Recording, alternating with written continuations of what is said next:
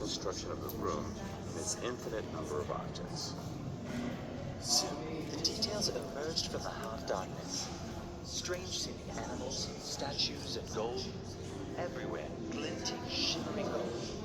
A whole chamber full of things such as we had never seen before, and such as no one had ever seen for over 3,000 years. We stood in amazement before 3 large, gilded beds with remarkable animal heads and elongated bodies. Roundabout on the top of the beds stood numerous strange objects. Beautifully painted boxes, elaborately worked vessels of alabaster, a pair of scepters, black shrines, and decorated chairs. A stool covered in spots in imitation of a leopard skin, with legs like duck beaks. I cannot say whether we noticed all these objects immediately at the time. We were far too excited and fascinated. It was, at any rate, an overwhelming experience. Under the couch with the lion's head stands a small throne made of ebony, which Tutankhamun probably used during his childhood. Under the other bed, which is decorated with a cow-headed goddess, lie some strange white, egg-shaped containers. These were probably used for storing food in the afterlife.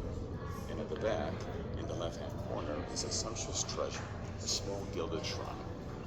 But what we saw under the hippopotamus bed took our breath away. It was the magnificent, gilded throne of the king, overlaid from top to bottom with gold and richly ornamented with glass and inlaid stones.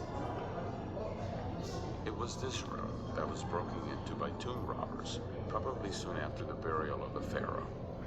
In the left-hand corner lay a carelessly stacked heap of parts of dismantled ornamental chariots, gleaming with golden inlays. The plunderers had evidently attempted to tear off the valuable gold fittings in great haste. Perhaps they had been interrupted by the Necropolis administration over 3,000 years ago. In this antechamber alone, Carter and his team members registered almost 700 objects, mapping their positions in the room precisely. Each of the objects was numbered, described, drawn, and photographed. Carter and his team were meticulous workers. On the right-hand side of the antechamber, 2 life-size statues of the king in black and gold stand opposite each other. They look like guardians. They seem to be watching over a mysterious room hidden behind the wall. It was here that Carter discovered a blocked-up opening in the wall. In great suspense, he opened it up. And now, if you're ready, we'd like to show you what Carter found behind this next wall.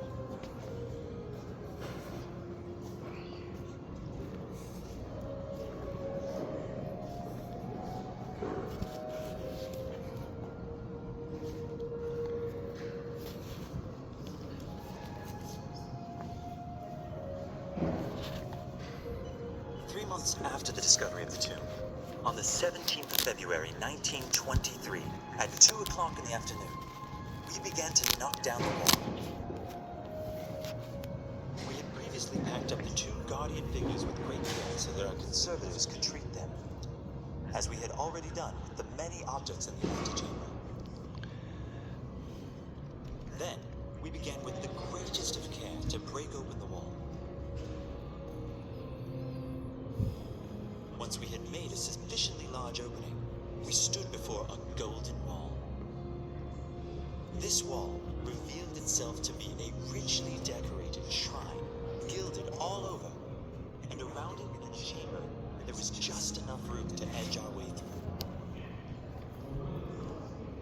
The 4 walls of the chamber were decorated with wall paintings. We recognized among the scenes a funeral procession to the tomb, the king himself, and some deities of the afterlife.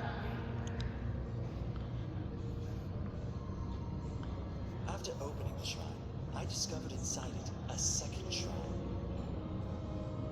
And hanging over it like a starry sky was a cloth with gilded rosettes. We spread this cloth out on the floor outside so as to see it in its full extent. It was huge. So, inside the shrine, there was a second, somewhat smaller shrine. The seal on the door was intact. I could hardly suppress my excitement, for I now stood before the most sacred part of the tomb. no tomb robbers had ever penetrated here. As I opened the shrine with trembling hands, I saw inside it a third shrine, and inside this one stood another. Everything gleamed with gold. Behind the doors of the fourth shrine, however, stood a stone sarcophagus. To be able to get inside it, we would first have to remove the 4 shrines. The lack of space in the chamber made it almost impossible to move, and the recovery of the shrines was unimaginably difficult.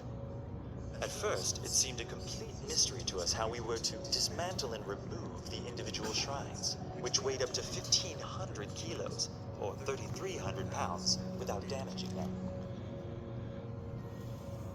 There were more than 80 individual pieces, and we needed 84 days of the heaviest physical labor before we had managed the task. Every day brought more and more onlookers, as the news of the tomb's discovery had quickly spread around the world. The removal of the treasure soon turned into an exciting spectacle with an international audience. All the pieces first had to be conserved before they could be taken down to the Nile. Carter even had a rail track laid for transporting the larger pieces. The number of our rails was so small, however, that we immediately had to take up the tracks behind the little wagon again so as to relay them in front of it. And all this in the blistering heat of Egypt. Once the objects had reached the Nile, they were loaded onto a ship and taken to the museum in Cairo. After the dismantling of the 4 shrines, the stone sarcophagus finally stood before us.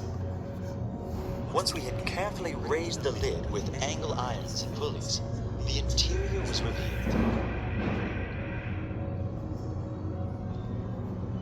And there, we discovered, under the remains of a darkly colored linen cloth, a wonderful gilded coffin.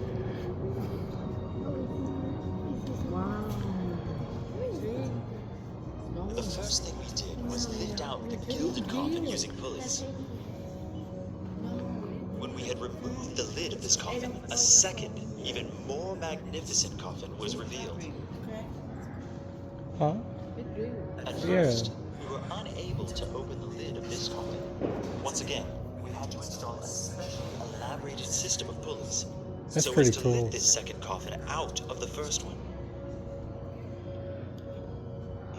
We were extremely surprised by the enormous weight of the coffin. We laid thick planks on the sarcophagus so that we could place the coffin on them. When they finally managed to lift off the lid, which was firmly stuck to the bottom half with resins, they found a third coffin. It was made of solid gold, and that was the reason for its enormous weight. We found desiccated flowers, and the thought that they had been lovingly laid in the tomb more than 3,000 years ago moved us deeply. And once more, the hands of pious priests had poured perfumed resins over everything, which in the course of the millennia had become black as pitch. In this heavy gold coffin lay the mummy of the pharaoh, with its head covered by an enigmatic golden mask. You can perhaps imagine Say what bye-bye. feelings had been running through me during those days and weeks. We forgot everything around us. The stifling air in the tomb, the heat and the sweat, the inexpressible effort, the exhausting work in the cramped chamber. But I was happy. Never before had anyone found such a completely preserved pharaoh's tomb. Never before had anyone been able to see such wonderfully crafted works of art as ours, which had been slumbering here for more than 3,000 years. My long search for this tomb, the many years of hoping and worrying, had all been worthwhile. Because with all this, our knowledge of ancient Egypt had been incredibly enriched. Let's now move on to the third room, which is the treasury, and which opens directly off the burial chamber.